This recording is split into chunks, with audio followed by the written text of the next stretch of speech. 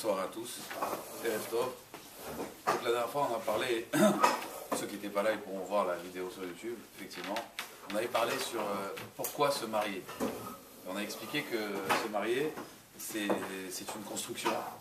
C'est construire une construction éternelle, binyan adéat. Une construction éternelle, ça veut dire que ça me concerne à moi, mais c'est pas seulement moi, ça va être mes enfants, mes petits-enfants, mes arrière-petits-enfants. Une personne, en réalité, elle possède en elle la possibilité énorme d'engendrer, d'accord, des générations et des générations. Donc c'est une responsabilité en réalité, même si ce n'est pas par rapport à moi, c'est par rapport à mes enfants et toutes les générations qui peuvent descendre jusqu'à Biat Mashiach. Donc, pour cette construction, il ne faut pas se tromper, il ne faut pas faire d'erreur de casting. Parce que c'est vrai, j'ai des projets, mais maintenant avec qui? Alors il ne faut surtout pas faire d'erreur. Vous savez, j'avais dit tout à l'heure, j'étais dans le train, j'ai dit à Netanel, en réfléchissant comme ça, je me suis dit, on peut se tromper dans ses études. Sur le cursus d'études, on peut se tromper, ça arrive. C'est pas grave, on va se réorienter. On peut se tromper dans le travail aussi. Quelqu'un a fait des études et puis il travaille. C'est pas grave, ça aussi. Il peut toujours changer de branche, d'accord? Il peut toujours se reconvertir. Et on peut se tromper dans la maison, c'est pas grave. Dans le quartier, on va déménager. On peut se tromper même dans la voiture, le choix de la voiture. On peut la changer. Mais le partenaire, si on se trompe, est-ce qu'on pourra le changer réellement? Et ça, c'est pour toute la vie. Hein. Comme on a dit, c'est pas un CDD qu'on fait de 4 ans, ou 3 ans, ou 1 an. Là, c'est un CDI. Et c'est un CDI, d'accord, à durée indéterminée. On souhaite les Olam Vaed. Et même dans le Gan Eden, vous êtes ensemble. Vous savez, c'est pas un genou en sus sur terre, c'est même dans le Gan Eden, vous allez être ensemble. C'est pas... Donc, l'enjeu est grand, l'enjeu est de taille. Il ne faut pas se tromper. Faut pas se tromper.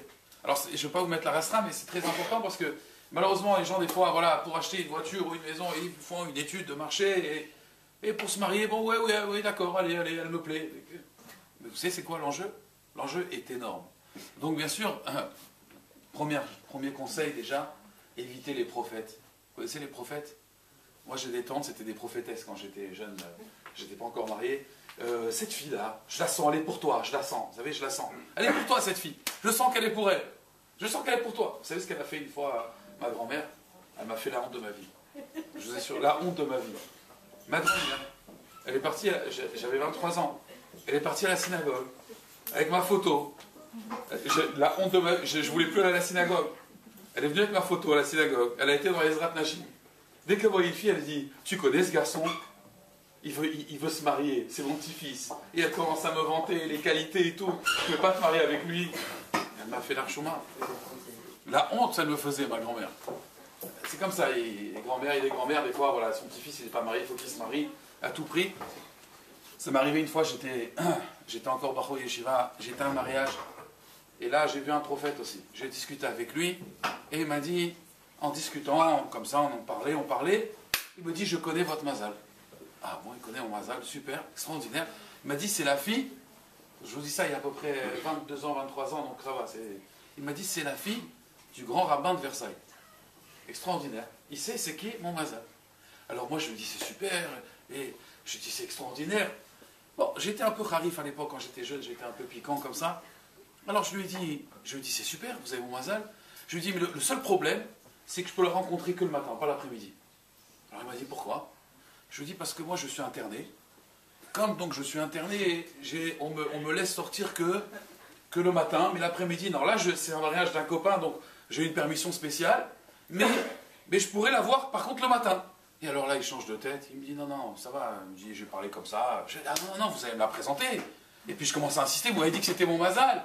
Et puis j'insiste. Et puis à un moment je lui dis, mais non, je rigole, je ne suis pas interné. Alors il dit, ah, vous m'avez fait peur, vous avez bien joué la comédie, hein, j'ai eu peur. Je lui dis, mais regardez, vous ne me connaissez même pas. Comment vous pouvez dire que c'est mon mazal? Peut-être que je suis un fou. Et puis après je me suis dit, puis de la même façon que vous ne connaissez pas, peut-être qu'elle aussi vous ne la connaissez pas finalement. Donc il faut se méfier des prophètes. C'est bon, j'ai eu une idée. Il a eu une idée, un matin il s'est réveillé, cette fille avec ce garçon. Ouh là là, attendez, ça ne fonctionne pas comme ça.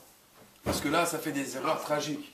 D'accord? Le mariage, si on se trompe de casting, si on se trompe dans le casting, Imanafcha, soit ça va finir en divorce, soit, et des fois c'est même mieux, des fois c'est même mieux, soit on va faire une construction, mais une construction terrible, une construction bancale, une construction où même après les enfants qui vont sortir de cette relation, dans quel état ils vont être. Il va y avoir après des victimes. Il n'y a pas seulement des dommages seulement collatéraux, il y a aussi des victimes. des victimes, des enfants qui vont sortir de ça. Donc, il faut vraiment faire attention, d'accord, au niveau du casting. Il faut savoir avec qui on se marie. On l'avait dit la semaine dernière, je le répète, c'est important quand même. Pour comprendre avec qui on doit se marier, d'abord on doit apprendre à se connaître, on doit savoir qui on est, d'accord? Qu'est-ce qu'on recherche réellement? J'ai fait une soirée de célibataire il y a 2 semaines à Marseille. Et alors, c'est toujours le même scénario à chaque fois. Vous savez, on ne peut pas... Ce que je me suis dit, après cette histoire-là, je vais vous raconter ce qui m'est arrivé, mais je me suis dit, on ne peut pas exiger plus que ce qu'on propose. Il y a quelqu'un, il est venu, il a 48 ans. Il vient me voir, il dit, cette fille-là, elle est bien, cette fille. Moi, je ne fais pas des chidours comme ça, attention. Hein. C'est d'accord, ok, on va vous mettre en relation. D'abord, on va voir si c'est ma team, pas ma team, si c'est compatible ou pas compatible. Il me dit, cette fille, elle m'intéresse, là. J'ai dit, cette fille, elle a 18 ans, t'as 48 ans. Il m'a dit, alors, je fais jeune. J'ai dit, toi, tu fais jeune, mais elle est jeune. C'est pas pareil. C'est pas la même chose. Nos sages nous disent, on mélange pas le rassasié avec l'assoiffé. On ne peut pas mélanger 2 personnes qui n'ont rien à voir. Elle a soifé, elle veut connaître la vie, elle a 18 ans. Lui, il est rassasié, ça y est, il a 48 ans. Je lui dis, par contre, elle a une mère qui est divorcée. Et elle a à peu près ton âge, elle irait bien avec toi. Ah non, moi je fais jeune. Il fait jeune. Alors, apprendre à se connaître, bien sûr, c'est très important. À part ça, il faut avoir, bien sûr, un projet de vie. Qu'est-ce qu'on veut faire exactement? Et ça, c'est très important. Quel est mon projet de vie? Vous savez, des fois... Dans le dossier, ma femme, elle est chatranite, donc elle s'occupe des mariages. Comme je l'ai dit, on a un site, Shari Roupa. Il y a 3 personnes, mon prochain qui travaillent à plein temps. On espère avoir 10 personnes, si Dieu veut. Mais dans ce site-là, donc, il y a des gens, ils marquent religieux. Mais religieux, il y a plusieurs niveaux. Vous savez, même, vous allez rencontrer la fille, vous allez lui parler. Oui, je suis religieuse. Mais qu'est-ce que ça veut dire religieuse? Il y a des mondes. Il y a des mondes entre les personnes. Il y a une fille, elle est religieuse. Mais bon, religieuse, ça veut dire ne me demande pas trop. Hein. Je suis d'accord de faire Shabbat, c'est bien déjà. J'allume les bougies. Cachère, bon, des fois on peut avoir des surprises. Ah, je pensais que c'était cachère, mais vraiment, demande-moi un minimum. Ça ne m'intéresse pas. La Torah, ça ne m'intéresse pas. Voilà, je fais par habitude. Je suis pratiquante. Il y en a qui pratiquent le tennis ou ils jouent à la pétanque. Elle pratique la religion, mais c'est vraiment pas mon truc. Je ne vais pas aller à un cours à Koulanou, je ne vais pas aller à une conférence, je ne vais pas écouter un cours sur Internet. Ça ne m'intéresse pas. Sur Internet, je préfère regarder, je ne sais pas, Secret Story, des trucs comme ça, voilà. Mais la religion, ça ne m'intéresse pas vraiment. Je ne suis pas une passionnée. Et l'autre, le pauvre, il a fait tchouva. Ou alors il est religieux, il a envie d'avancer, il a envie d'évoluer, aller à des cours. Alors ça ne va pas aller. Je parle d'un exemple, il n'y a pas de différence, hein, sur le garçon, la fille, vous avez compris. Ça veut dire que le problème, il est comme ça, c'est que tu vas être religieux, d'accord, mais comment, quel degré, quel niveau? Ça c'est très important d'en parler avant. Parce qu'après il se marie, et puis après lui il veut avancer, lui c'est une fusée, il veut avancer, il veut évoluer, il veut devenir Rabbi Shimon Bar Yochai, et elle n'a pas compris, elle dit mais où il va lui? On n'est pas à la NASA ici. Donc, si vous voulez... Il faut bien le développer. Il veut des enfants, pareil, il veut des enfants. Il y a des gens qui disent, moi je veux des enfants. Donc il marque, je souhaite avoir des enfants. D'accord. Il y en a qui veulent une colonie. Elle veut juste 2 enfants. Elle dit, je veux des enfants. C'est 2 enfants et un chien. D'accord. Comme chaque couple français qui se respecte. Lui, il veut une colonie de vacances, lui. Ils ne sont pas du tout dans le même projet. Vous comprenez? Donc le projet, c'est très important que le projet il soit compatible. Donc ça, c'est la première chose. Ensuite, vous avez compris, une fois que vous avez vraiment votre projet, vous savez ce que vous voulez, vous savez exactement ce que vous voulez, ce que vous recherchez. Ok, alors après, physiquement, bien sûr, c'est très important aussi qu'il n'y ait pas de blocage, il faut que le niveau physique, il y ait une compatibilité aussi. Les idées, il faut qu'elles soient les mêmes, on a le même projet, une fois qu'on est arrivé à ce casting. Donc, comprenez bien, c'est ridicule. Quelqu'un, il cherche dans une entreprise, il cherche un plombier, parce qu'il a des fuites, il a un grand local commercial, il a besoin d'un plombier à plein temps. Et puis, imaginez-vous dans un aéroport, on cherche un plombier. Qui c'est qui vient dans la candidature? Un commercial. Mais ça ne va pas le faire. Et l'inverse aussi, ça ne va pas le faire. Comprenez bien. Le casting, il ne faut pas se tromper. Comme dans une entreprise, on ne se trompe pas. Au mariage, quand c'est une construction, à plus forte raison, on ne peut pas se tromper. Donc, le casting doit être clair, doit être précis. Une fois que je sais exactement ce que je veux, normalement, logiquement, alors soit vous la rencontrez au supermarché, vous avez de la chance, c'est exactement la personne qui a les mêmes idées que vous et tout, soit vous êtes un peu plus intelligent et vous essayez de faire un chidour et de demander exactement ce que vous recherchez. Une fois que vous avez l'idée en tête, vous rencontrez la personne. Okay. La personne apparemment correspond à vos données. Très bien. Donc apparemment c'est avec elle qu'il faut que je me marie. Non, pas forcément. Maintenant, je ne parle pas après du feeling, je vais parler après du feeling. Je vais parler après des blocages, parce que c'est très important. Aujourd'hui, il y a plein de jeunes qui ont des blocages. Ça, je vais en parler, Béat Hachem. Mais à part ça, à part le blocage, à part le problème du blocage, moi, je voulais parler d'un problème. Donc, on va en parler, Béat Hachem, mais je voulais parler avant d'un problème que, bon, il faut tester la personne. Il faut tester maintenant. Maintenant, la personne elle a l'air compatible, il faut la tester. Alors, nos sages, ils disent il y a 3 façons de tester une personne. Koso, kiso, kaaso. Koso, la poche. Faut voir, est-ce que c'est une barre de fer ou pas? D'accord? Ou c'est une barre de fer, elle ou lui? Si vous allez au restaurant, il ne veut pas payer, bon, il y a un souci ici, déjà. Koso. Ensuite, kiso, pardon. Ensuite, il y a koso. Koso, bon, c'est difficile de voir. Hein. Peut-être faut l'inviter à Purim, voir comment il réagit. Adelo Yada. Koso, c'est la... Pardon, excusez-moi. C'est raison. Koso, c'est le verre d'alcool. Quand quelqu'un il boit, on voit vraiment sa personnalité. Donc ça, c'est très dur en Shidour de voir. À part, je dis, si on l'invite à Purim, peut-être s'il va boire, alors on va voir vraiment sa personnalité. Mais tester la personne. Il faut la tester. Bien sûr, la tester intelligemment. Hein. Je vais vous raconter ce qui m'est arrivé quand j'étais jeune. C'est des histoires personnelles que je vous raconte, mais c'est pas grave. Je me dis que ça peut vous servir. J'étais en Shidour avec une fille. Et, bon, non, je précise avec une fille, parce qu'aujourd'hui, c'est pas évident. Donc, j'étais en Shidour, et puis on était au restaurant et tout, super. Et puis, donc je viens pour... je règle l'addition, c'est moi qui la règle, donc voilà. Et puis, je cherche mes clés de voiture. Bon, je me dis, en marchant, je vais les trouver. Donc on s'en va, je vais à la voiture, et là, je trouve pas mes clés. Je commence à paniquer, je regarde en dessous de la voiture, bon, je retourne au restaurant, je dis, vous n'avez pas vu des clés? Je regarde la table, je regarde partout. Non, il n'y a pas les clés, il n'y a pas les clés. Je suis hyper embêté. Je cherche sous la voiture, encore une fois, je me salis. Il pleuvait en plus, c'était à Paris. Et je cherche, je ne trouve pas les clés. Et d'un coup, j'entends le bruit d'un trousseau. Ding, ding. Je me lève et je vois la fille avec le trousseau de clés.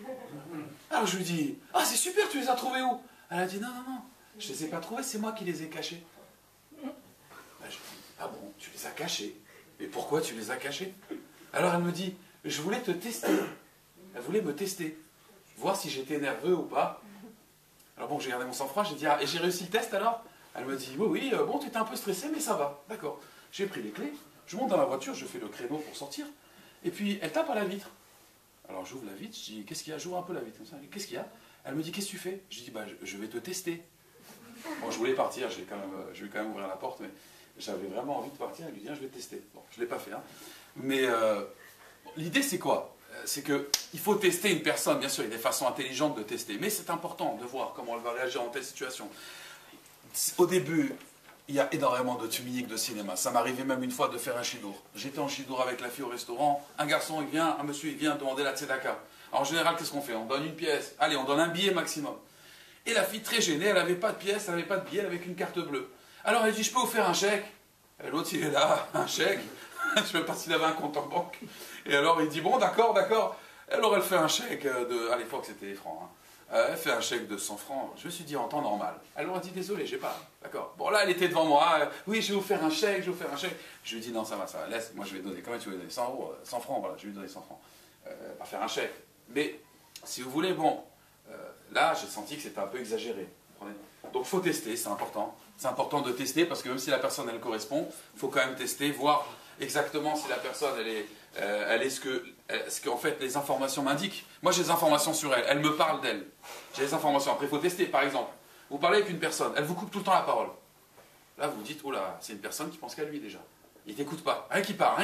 Tu veux parler? Attends. Et je te disais alors, tac. Toi, tu es là, tu écoutes, t'es un spectateur. Bon, c'est plus un dialogue, c'est un monologue.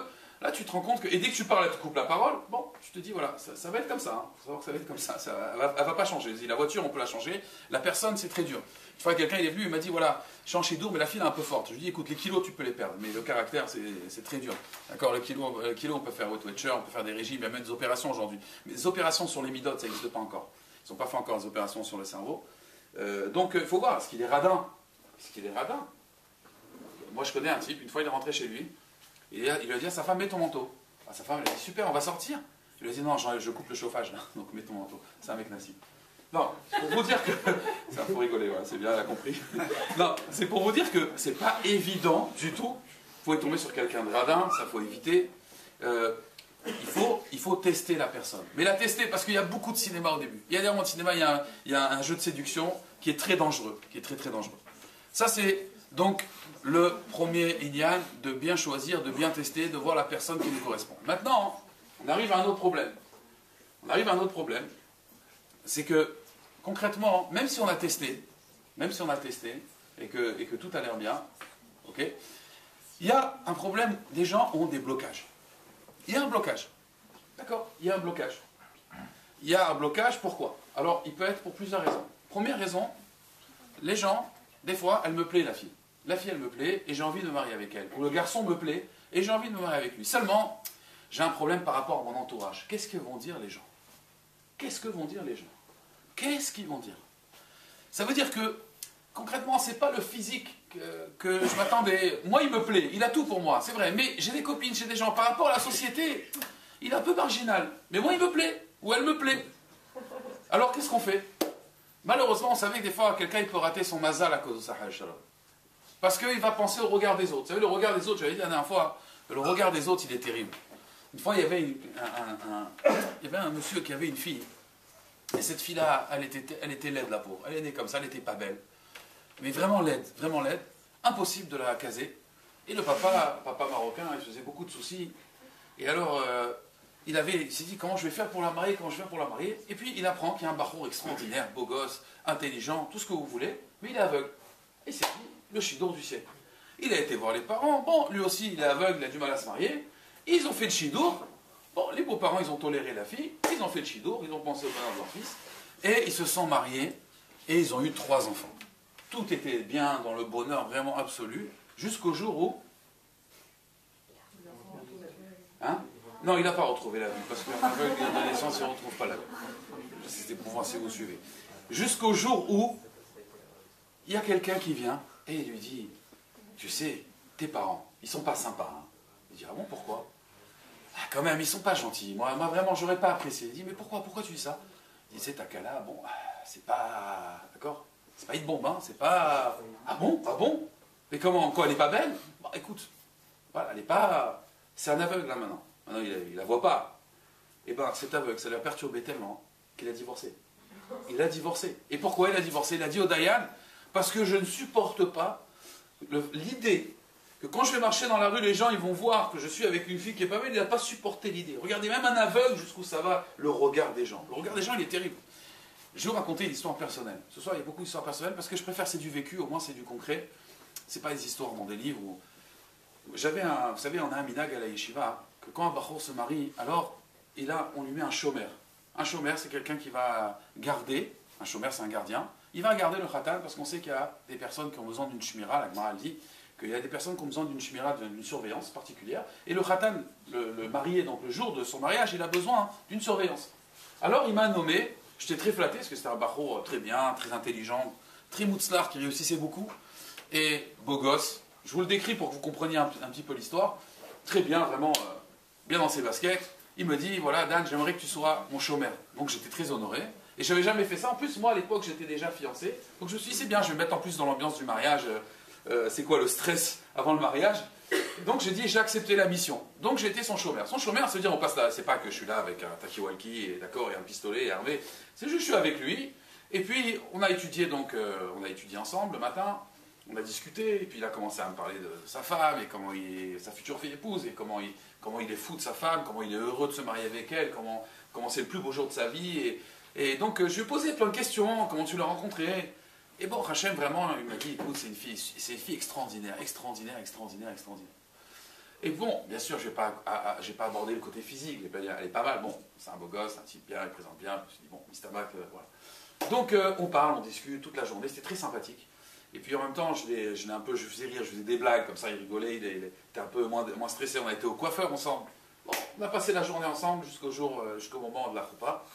Puis là, quand on arrive à la choupa, donc il me dit, je veux que tu sois à côté de moi, à la choupa, il y a mes parents, je veux que tu sois là. Alors, il arrive donc au début, voilà, on appelle le khatan il vient. Et puis, avant ça, j'ai oublié de vous dire, pardon, il m'avait raconté qu'il y avait eu des problèmes avec ses parents. Ses parents ne voulaient pas de ce mariage. Ils n'ont pas accepté la kala. Vous savez, la mariée, ils n'ont pas vraiment accepté, mais bon, il a dit, moi je vais me marier avec elle quoi qu'il arrive. Il avait même un doute si ses parents allaient venir au mariage. Bon, finalement, ses parents sont venus au mariage. Alors j'étais à côté de son père, et puis donc le ratan il arrive, bien habillé et tout, c'est le jour de son mariage avec la musique et tout, vraiment un prince, un meller, comme on dit, un roi. Et puis, je vois arriver la kala.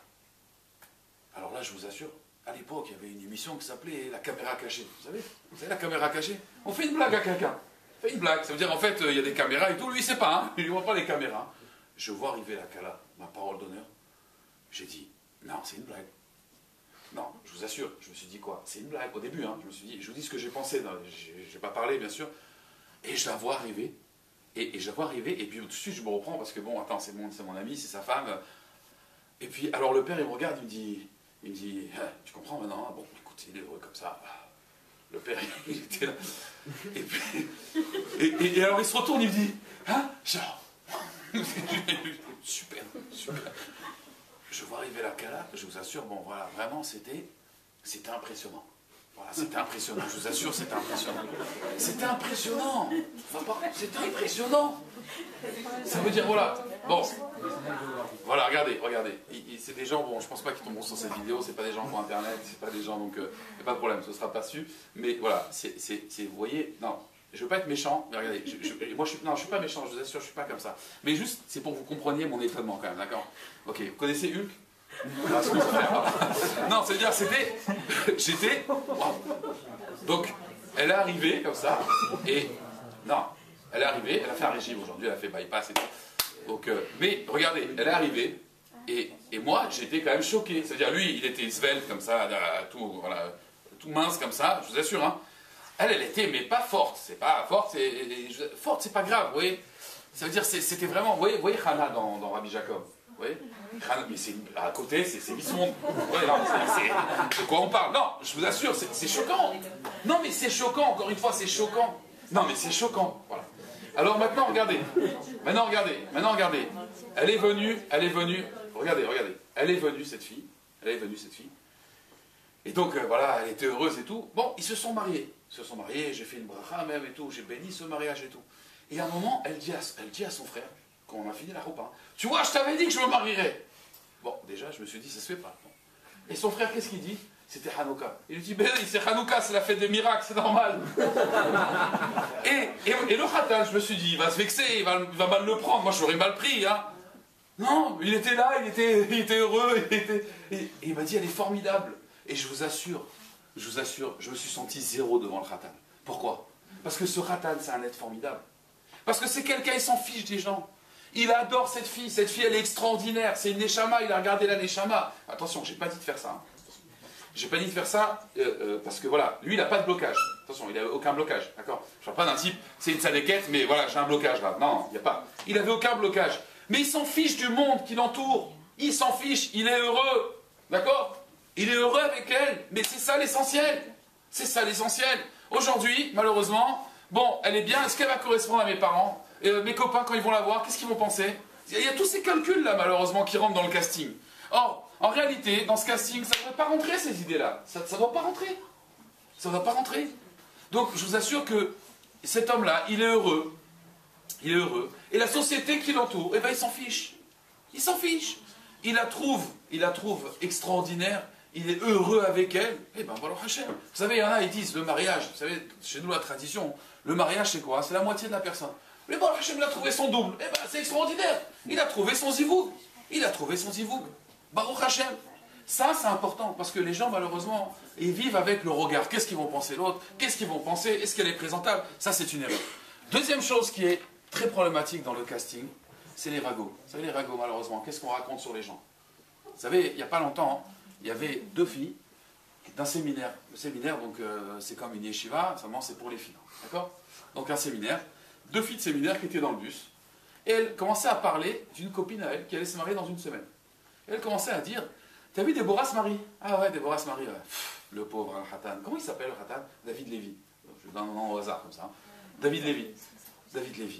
Le pauvre mesquin, qu'est-ce qu'il va subir avec elle? Oh là là, c'est un poison cette fille, hein. C'est vraiment un poison. Hein. Et puis moi je me dis finalement, si elle se marie, tout le monde a sa chance finalement. Hein. Hachem il n'oublie personne. Hein. Et elle commence à parler, à mal parler sur elle, et à la salir, et à exagérer. Et puis d'un coup, il y a une femme bien présentable derrière, elle leur tape sur l'épaule comme ça, et elle leur dit, j'aimerais vous remercier du fond du cœur. Elle dit, pourquoi? Elle dit, si, moi je suis Madame Lévy, c'est mon fils qui va se marier avec elle, mais vraiment je tenais à vous remercier parce que vous voyez comment Hachem il fait les choses, il n'y a pas de hasard, mais j'arrivais pas à avoir de renseignements sur elle, mais alors là vous m'avez convaincu, hein. Je la sentais pas cette fille, hein. Déjà je la sentais pas, mais alors là, Mina Shamaïm, je rentre chez moi tout de suite, là j'annule le mariage, et alors les filles, non, mais Mais attendez, mais d'abord gêné, et puis après non, mais attendez, non, on a exagéré, hein, vous savez, non, mais elle est très bien, c'est nous si on a un problème, et puis quelque part, nous on n'est pas des filles faciles aussi, hein, vous savez, non, mais elle est très bien, et elle commence à se rattraper, et la belle-mère, non, vous avez raison, Mina Shamaïm, c'est Dieu qui me... J'avais des doutes, voilà, vous m'avez éclairci mes doutes, et les filles, elles commencent à pleurer, à lui demander pardon, et la belle-mère, rien à faire, non, je vais casser le mariage. Alors les filles, elles ne savaient plus quoi faire, elles étaient là, elles étaient complètement désespérées, et puis à un moment, la femme, elle leur dit, non, vous savez, en vérité, moi je ne suis pas Madame Lévy. Quoi? Vous n'êtes pas la vie? Non. Mais imaginez que j'étais Madame Lévy. Imaginez les dégâts que vous pouvez faire avec votre lachonara. Donc je vous conseille de faire attention à votre bouche. Et elle est partie du bus. Bon, alors, une leçon, d'accord? Alors, vous savez, ça c'est très problématique. Maintenant, moi je vous dis une chose, là je l'ai vu combien de fois, quand le chidour il est pour vous, de toute façon, il ne faut pas s'inquiéter, quand la rencontre elle est pour vous, quand ce garçon il est pour vous, vous savez, une fois il y a quelqu'un qui allait voir le rabbi de Kotz qui lui a dit, voilà, il a dit que voilà, j'ai rencontré une fille, j'ai eu des bons renseignements sur elle, j'aimerais savoir est-ce que j'ai votre bracha. Et le rav il a demandé c'est qui la fille, il lui a dit, le rav il a dit tiens la bracha, et sache que le shidur, la rencontre, elle est vraiment mina shamayim. Vraiment mina shamayim. Et puis il est parti. Et ses élèves lui ont dit Rav, pourquoi vous avez dit mina shamayim? On sait que c'est mina shamayim, on sait que ça vient du ciel. Qu'est-ce que vous avez besoin de préciser? Il lui a dit c'est extraordinaire parce que la veille, le beau-père, ça veut dire le père de la Kala, il est venu me voir, il m'a dit regarde, j'habite dans une ville, tout le monde me déteste, j'ai qu'un seul copain. Et à chaque fois que ma fille elle a des propositions, ça casse parce qu'elle demande aux gens de la ville, et les gens de la ville n'y m'aiment pas. Bon, le Rav lui a fait une bracha, il a dit regarde, mina shamayim, cet homme-là, sur 10 000 personnes, à qui il a demandé des renseignements sur sa fille, rien qu'à l'ami qu'il avait dans cette ville. C'est extraordinaire quand même, ça veut dire qu'il est tombé vraiment sur la bonne personne. Et moi je vous assure, une fois j'ai eu un chidour, et alors il y a toujours des gens qui vous aiment bien, des gens qui vous aiment moins bien. Alors les chidours qui se fassent passer, il s'est tombé, ils ont pris des renseignements sur les gens qui m'aimaient moyennement. Ceux qui m'aimaient beaucoup, d'accord, ils les ont pas appelés. Ma femme, quand je l'ai rencontrée, ils ont appelé qui ses parents? Les gens qui m'aimaient beaucoup. Vous comprenez? C'est mina shamayim ça aussi. Mais il faut faire attention des fois, à ces ragots. Ça c'est très dangereux dans un chidour. Il faut faire attention à qui on se renseigne, chez qui on se renseigne. Des fois, quelqu'un il va venir vous voir, ah tu vas te marier avec elle, ah moi je te déconseille. Non, attends, il faut vérifier l'information. Il faut vérifier vraiment l'information. Des fois les gens sont jaloux aussi. Des fois les gens sont envieux. Donc il faut faire attention aux rumeurs qu'on entend, au colportage. Maintenant, moi je vais vous parler d'un problème qui arrive assez souvent, et des fois ce problème-là, je vous assure, il est dramatique. Le problème de ce qu'on appelle le blocage, mais alors le blocage, je vais vous expliquer en fait de quoi il s'agit. Le blocage, il y a un garçon qui vient me voir, il me dit voilà Rav, la fille, sur le papier tout est ok. Tout est ok, c'est exactement ce qu'il faut, voilà, les midotes, les bonnes midotes, caractère extraordinaire, rien à dire, physique, très bien, tout est bien. Alors, je sais pas, j'ai un blocage. Attention, hein. Physiquement, ah non, très bien, physiquement, très bien, tout est bien, et alors, je suis bloqué. Ah, il est bloqué, vous savez, c'est le blocage. Alors, il ne faut pas prendre ça à la légère. Un blocage, ça peut être très dangereux. Un blocage, ça peut être très très dangereux. Il y a, malheureusement, il y a 2 ans à peu près, à Marseille, il y avait une fille, elle devait se marier, la veille du mariage, écoutez bien, la veille du mariage, il a appelé la belle-mère parce que Hamari, lui, il a pensé que pendant une semaine, vous savez, une semaine avant le mariage, on ne doit pas se parler avec la Kala. Il a appelé la belle-mère, il lui a dit qu'il voulait arrêter. Pourquoi il n'a pas appelé la Kala? La belle-mère, elle m'a dit, parce qu'il a dit que c'était absurde de parler une semaine avant le mariage. Mais toi, tu vas arrêter le mariage. Bon. En tout cas, il a appelé la belle-mère. Mais non, elle m'a raconté la belle-mère. La Kala, la pauvre, elle avait ses amis qui sont venus du séminaire d'Israël, il y avait toute sa famille, ils ont pris l'hôtel, tout le monde, ils étaient là après, le traiteur, tout. Le garçon, il appelle la belle-mère et il lui dit très simplement, voilà, je pense que c'est pas mon mazal. Je pense que ça ne me correspond pas. Et il commence à lui faire un pitbull sur le mazal, et je pense que votre fille elle a ça, et ça comme problème, et ça comme problème. Et moi je suis comme ça, donc ça ira pas. Et donc, il lui a fait tout un calcul. Finalement, la belle-mère, la pauvre, elle est restée 3 heures au téléphone avec lui, rien à faire. La belle-mère, c'est une saléquette. Qu'est-ce qu'elle a fait? Elle a dit, c'est pas grave. Un autre, il se serait énervé.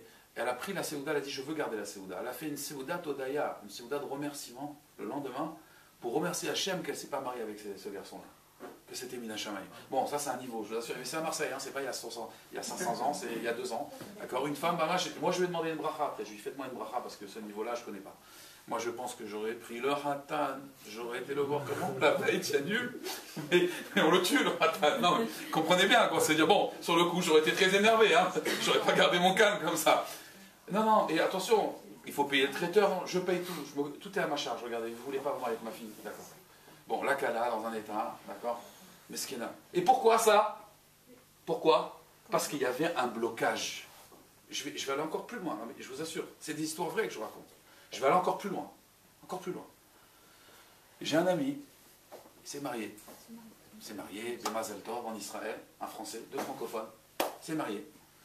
Et, bah, au Hachem, le mariage, là, la fille, elle est venue et tout, s'est marié. Le lendemain, il se réveille, et la Kala, elle a disparu. Non, la Kala, elle a disparu. La Kala, elle a disparu. Toute la journée, il appelle les Sheva Brachot, ils avaient prévu des Sheva Brachot, la Kala, elle n'est pas là, il s'inquiète, il va appeler la police, il appelle sa belle-mère. Sa belle-mère, elle dit, écoute, elle ne veut pas te parler.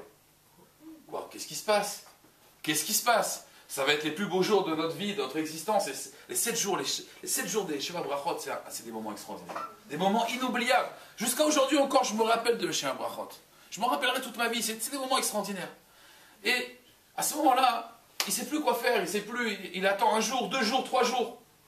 Et puis au bout d'une semaine, à la fin des Sheva Brachot, elle lui écrit une lettre. Et qu'est-ce qu'elle lui écrit dans cette lettre? Elle lui dit voilà, elle lui donne un machal. Vous savez ce que c'est un machal? Une image. Elle lui dit voilà, c'est comme des fois, tu te promènes, et tu vois dans la vitrine d'un magasin un t-shirt. Et tu te dis, il est beau ce t-shirt. Ça vous arrive des fois, oui, un t-shirt, une jupe, j'en sais rien. Oui, c'est beau, oui, oui. Ou des chaussures, des baskets. Vous voyez une belle Nike comme ça, vous dites, elles sont belles. Et puis quand vous les mettez au pied, soit elles sont trop grosses, ça fait trop gros. Soit le t-shirt, en fait, il est beau dans la vitrine, mais sur moi, il ne va pas. Peut-être sur quelqu'un d'autre, ça irait bien, mais sur moi, ça ne va pas. Ça vous arrive, ça? Elle lui a dit, moi, c'est pareil avec toi. En fait, voilà, je pensais que, voilà, c'est comme un t-shirt que j'ai vu dans une vitrine, mais voilà, on arrête.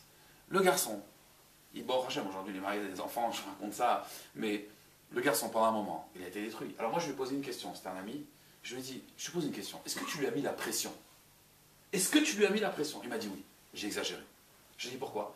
À chaque fois, ils étaient en Chidour. Elle avait un blocage. Bon.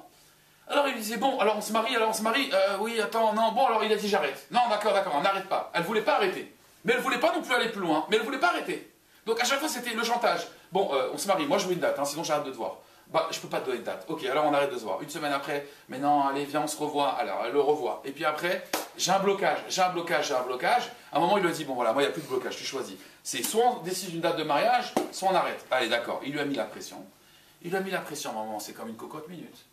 Il a mis la pression elle a explosé. Alors des fois, ça explose un jour avant le mariage. C'est terrible, mais Baruch Hashem, au moins, elle n'est pas mariée, elle n'est pas divorcée. Et puis des fois, ça arrive malheureusement, ces choses-là, ça peut arriver après. Et là, c'est terrible. Parce que là, c'est toute une vie qui est d'accord. C'est terrible. Pour se remettre de ça, c'est terrible. Baruch Hashem, il s'est remis, on a la Torah, grâce à Dieu. On peut se remettre de ces épreuves, mais c'est des épreuves terribles. Mais pourquoi? Parce qu'il y a un blocage. Maintenant, d'où il vient ce blocage? Alors, il faut savoir une chose. Normalement, 99% des cas, quand je rencontre une personne, comme je vous ai expliqué, le casting, il est bon. D'accord? Normalement, le feeling, il vient. Le feeling, normalement, il doit venir. Un garçon vous dit, je sais pas, j'ai pas le feeling.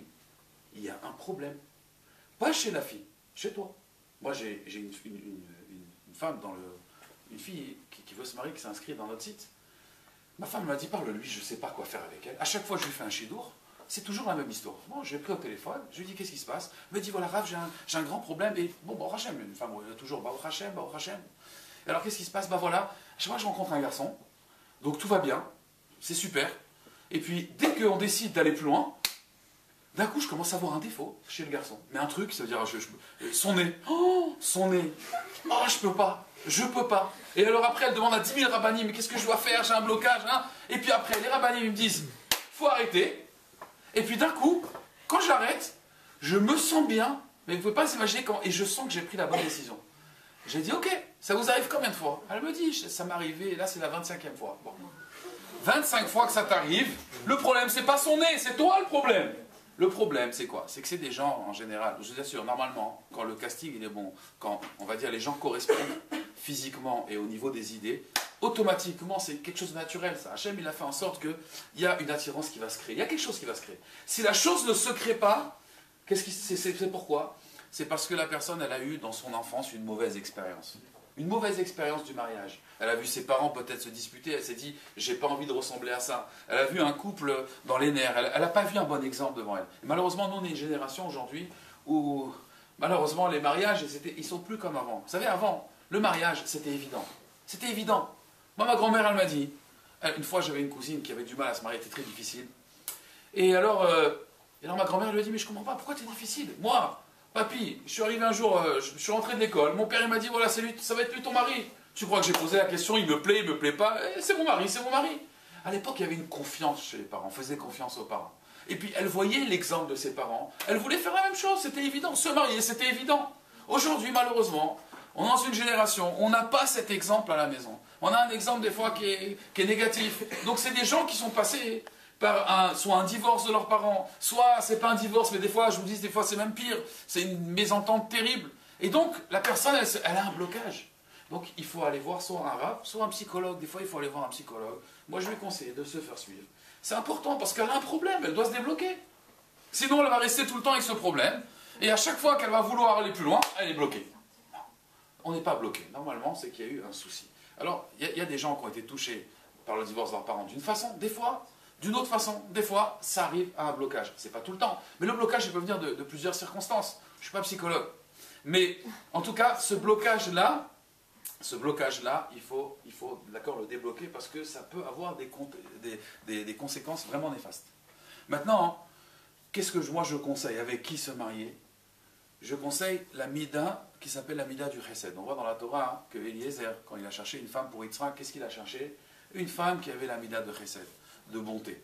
C'est très important. Une femme qui fait de la bonté. Renseignez-vous sur cette personne, voyez dans son attitude, est-ce qu'elle fait du chesed avec les gens? Est-ce qu'avec ses parents, elle fait du chesed avec ses frères, ses sœurs? Ça, c'est très important parce que ça dénote vraiment une personnalité qui a des très bonnes midotes. C'est le chesed, parce qu'on va vivre ensemble.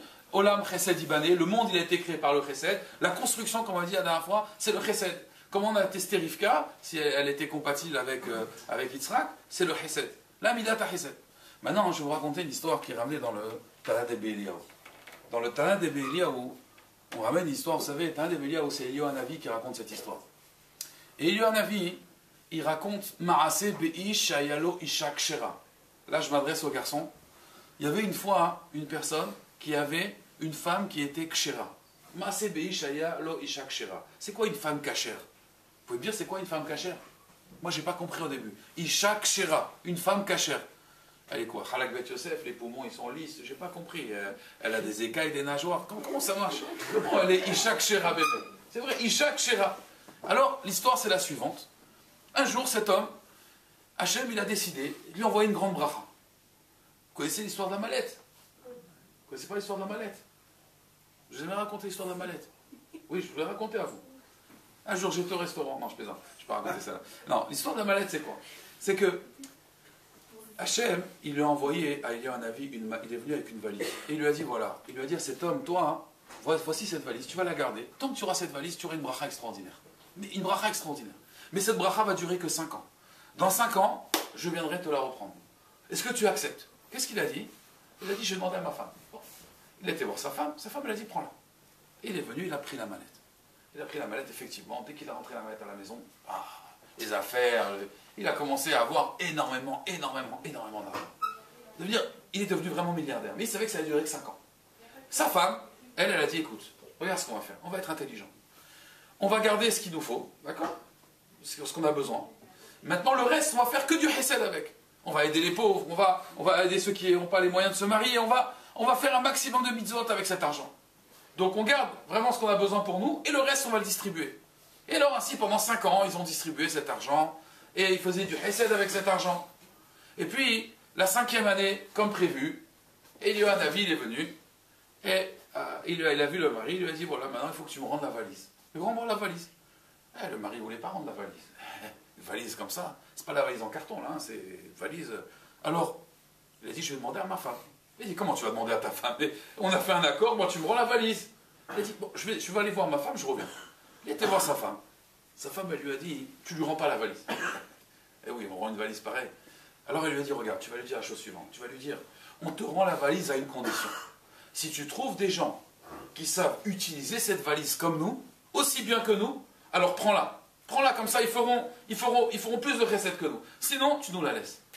Il est parti, il lui a dit à Eliyahu Hanavi la chose suivante. Il lui a dit, voilà, si tu trouves quelqu'un qui fait encore plus de recettes avec cette valise, tu la reprends, sinon tu nous la laisses. Et Eliyahu Hanavi lui a dit, je te laisse la valise. Et ta femme a la raison. Ça, c'est ce qu'on appelle Isha Kshera. une femme qui est cachère. C'est quoi une femme qui est cachère? C'est une femme qui a compris c'est quoi l'importance dans une maison. Qui a compris qu'en réalité, il faut des valeurs. Il faut mettre des valeurs dans une maison. Il faut mettre du hesed. Regardez l'intelligence de cette femme.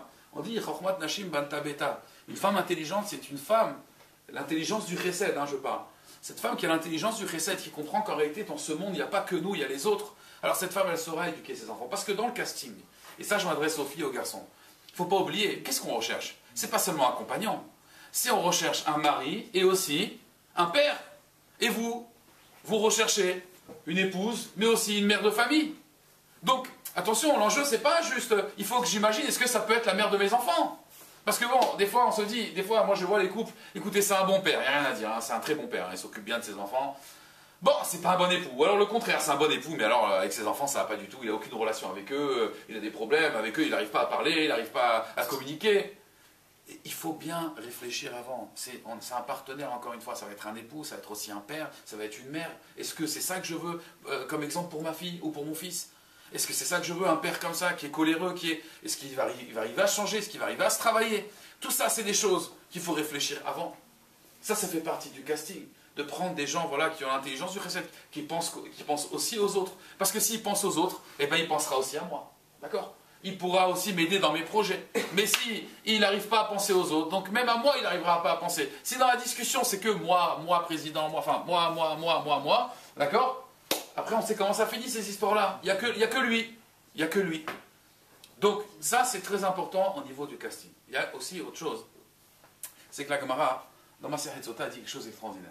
Elle dit que En Mezavegim Lo Le'Adam, et là, les filles Ma'asav. La Gemara dans Sota d'Avbet, elle dit comme ça. Elle dit qu'en réalité, vous savez, moi, quand j'étais à la Yeshiva, donc on demandait à Mourav à chaque fois, on lui demandait comment il va être notre zivou, notre mazal. Alors un jour, Mourav, il a dit à un ami à moi, il lui a dit, regarde, c'est simple, regarde-toi dans la glace, ta Kala, elle est comme toi. Alors quoi, au début, il n'a pas compris le message. Dans la glace, quoi, elle est comme moi, juste elle a une perruque, du rouge à lèvres. Non, il lui a dit, elle est comme toi. Ça veut dire, le garçon, il disait, moi, je veux une tzadéket, je veux une femme extraordinaire, avec des qualités morales, avec ça, avec la patience, la compassion. Hachem, il va te présenter la personne selon ton niveau spirituel. Vous voulez savoir comment il est votre futur mari, ou vous voulez savoir comment elle est votre future femme, elle est comme vous maintenant. Plus vous évoluez, plus elle va évoluer. Plus Hachem, il va vous trouver quelqu'un au même niveau. Il y a une fille, elle demande, elle dit, voilà, moi j'aimerais un tzaddik, j'aimerais vraiment quelqu'un qui soit bien dans la Torah, dans les mitzvot, qui ait des traits de caractère, qui soit patient. Mais elle crie. Alors, Akash Baruch Hu, il lui dit, écoute ma fille, moi je veux bien te le donner ce garçon. Mais lui, Mesken, qu'est-ce qu'il a fait? Lui, je ne peux pas le punir. C'est-à-dire, moi je veux bien le donner à toi, il n'y a pas de problème, ma fille, tu veux un garçon, des bonnes midotes, je vais te le donner, mais lui, Mesken, il va rentrer, tu vas lui hurler dessus, il va dire, mais moi, qu'est-ce que j'ai fait? Donc Hachem, il ne peut pas faire une chose pareille. Donc Hachem, il fait en fonction du niveau de la personne. Et là, Gemara nous raconte une histoire extraordinaire. La Gemara nous raconte, le Talmud nous raconte qu'il y avait une fois un garçon, il avait un Yetzer Hara, comme tous les hommes, il avait un Yetzer Hara, un mauvais penchant. Et donc ce garçon, il s'est approché dans un quartier qui n'était pas terrible, et il a vu une femme splendide. Et cette femme, elle était vraiment très belle. Là, ce n'était pas la femme de la roupa. D'accord? Non, en vérité, je veux vous rassurer, parce que j'ai vu une fille qui était choquée. Cette histoire de la roupa, je l'ai inventée, elle est fausse. Non, mais elle aurait pu exister. Non, parce que j'ai vu que vous étiez choqués et tout, ne vous inquiétez pas, ils peuvent me voir sur YouTube, il n'y a pas de souci. Non, j'ai vu que vous étiez choqués. Donc, voilà. Donc la Gemara, oui, bien sûr. Non, mais c'est pour faire comprendre la chose. J'ai besoin des fois d'inventer des histoires pour qu'on comprenne vraiment le message. Ça existe, hein. Je connais des garçons qui sont mariés avec des filles qui étaient... Voilà. J'en connais. Et bon, Hachem, ils sont heureux et ils s'en fichent. Donc, je vais vous dire, ce garçon, il est passé donc, dans un quartier et il y avait une fille splendide. Vous avez compris que c'était une courtisane, on va rester propre. C'était une courtisane. Et ce garçon, il a eu un Yetzer Hara, une courtisane, vous voulez que je traduise? Non, c'est bon. Donc, et donc, cette courtisane, donc, il a vu, elle était belle, et donc il lui a dit, voilà, il lui a fait comprendre que... Alors, ils ont monté un escalier, ils sont arrivés dans une chambre, et puis là, à ce moment-là, il y a eu un miracle, parce que le garçon, il ne voulait pas fauter. Ces titiotes, ils se sont accrochés à la chaise, et lui, il a compris qu'il y avait un message d'Hachem, il lui a dit, écoutez, voilà, je vous paye, laissez-moi tranquille. Et il est parti. Et elle lui a dit, attends, où tu vas? Elle lui a dit, jamais au monde, jamais c'est arrivé une chose pareille. Avec moi, surtout une femme très belle, comment tu t'en vas? Tu payes et tu t'en vas, et tu fais rien? Il a dit, oui, je m'en vais, je regrette, moi j'ai un créateur, je fais tchouva, pardon. Et il est parti. Quand il est parti, elle est devenue folle. Elle a dit, comment? Mais c'est pas possible, un garçon comme ça, quoi, ça n'existe pas. Il vient, il paye et il s'en va, c'est pas possible. Mais elle est belle, elle sait qu'elle est belle. Elle est partie dans sa yeshiva. Elle est partie dans sa yeshiva. Elle était voir le Rav. Elle lui a dit, je veux me convertir. je veux me convertir. Ah bon, qu'est-ce qui se passe? Elle lui a dit, écoutez, j'ai pas envie de vous raconter, mais un jour je vous raconterai, mais je ne vais pas faire honte à quelqu'un, mais en tout cas, il y a eu un, comment on dit, on va dire un Kiddush Hashem, une sanctification au nom de Dieu, quelqu'un qui s'est bien comporté, et de votre communauté. Il m'a vraiment fait plaisir cet homme, il s'est bien comporté. Et j'aimerais me convertir, parce que je pense que la vérité elle est chez vous. J'ai jamais vu ça chez l'être humain, jamais. Et alors elle s'est convertie cette fille. Et quelques années après, cet élève-là, une fois qu'il avait bien fait tchouva, il a dit Rav, j'aimerais maintenant me marier. Il lui a dit j'ai un chidour pour toi. J'ai un chidour pour toi. Et c'était qui le chidour? C'était cette jeune fille-là. Et quand il a vu, il est extraordinaire. Ce qu'on peut avoir en vérité avec interdit, on peut l'avoir avec permission. La même chose. Et c'est que la Torah, d'ailleurs, une courtisane, elle l'appelle comment? À l'époque de Yehuda et Tamar, on l'appelle une Kedesha. Et Kedesha, c'est le même lachon que